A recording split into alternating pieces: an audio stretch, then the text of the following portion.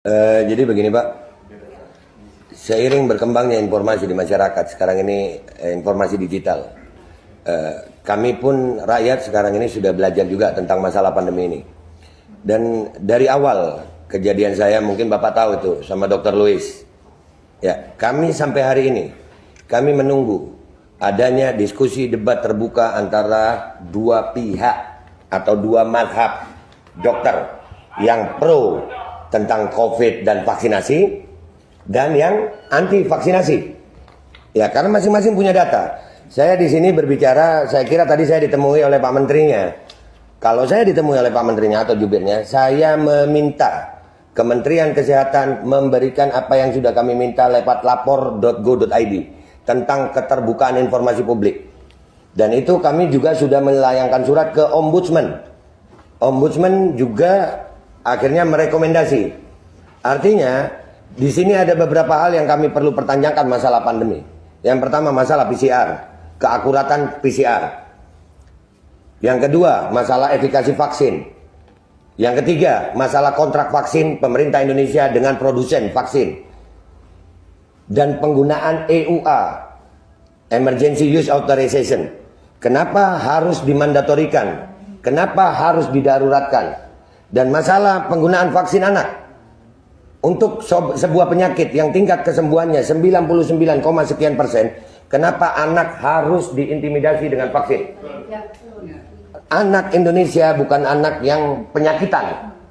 Anak Indonesia anak yang sehat. Dan tidak sedikit Pak, kami sekali lagi tidak anti vaksin, kami anti pemaksaannya. Andai kata vaksin ini dilakukan secara sukarela, kami tidak seperti ini Pak.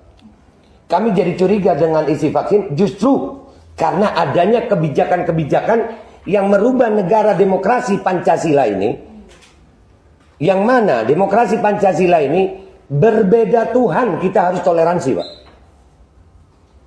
Tapi dengan adanya vaksinasi, rakyat Indonesia sekarang ini, perbedaan vaksinasi sudah ada diskriminasi dan intimidasi.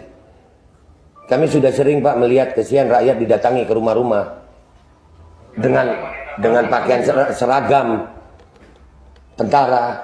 Itu belum sakit udah sakit duluan, takut. Iya, kayak datengin maling. Ini masalah vaksinasi mentinya. Iya, Kementerian Kesehatan loh ini. Kenapa, apa hubungannya dengan TNI? Dan saya juga mau tanya Pak, ini termasuk saya kepingin Kemenkes siapkan waktu. Kami mau diskusi debat terbuka dengan Kemenkes dengan data dan fakta, bukan hanya seperti ini. Siapkan waktunya, disiarkan untuk seluruh rakyat Indonesia. Kami akan datang dengan tim terbaik kami. Kami akan bongkar semua data kami, dan silakan Kemenkes bantah.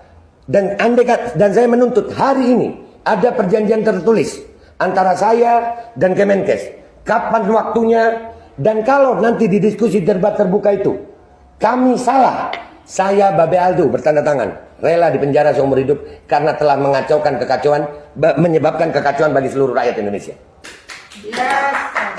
Jadi itu yang saya tuntut. Saya tuntut adanya, kan kita di negara demokrasi Pak. Bapak menerima kami dengan baik, kami pun senang ini Pak. Alhamdulillah, ini yang kami cari dari beberapa waktu. Saya berteriak-teriak di medsos, tapi lucu Pak, saya berteriak di medsos bukannya dipanggil, tapi dibungkam. Medsos saya dihilangkan, bikin lagi, dibungkam lagi, bikin lagi. Kalau saya memang melanggar hukum dengan kalimat dan narasi saya, kenapa saya nggak dipanggil polisi?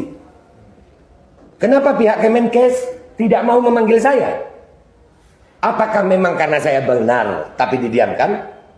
Atau kalian tahu apa? Nah, ini yang perlu kami diskusikan. Kehadiran kami di sini sekarang ini Pak, khususnya kami ini yang masalah vaksinasi. Kami menuntut keterbukaan informasi publik dan itu dilindungi oleh undang-undang. Ada KIP, undang-undang KIP ada.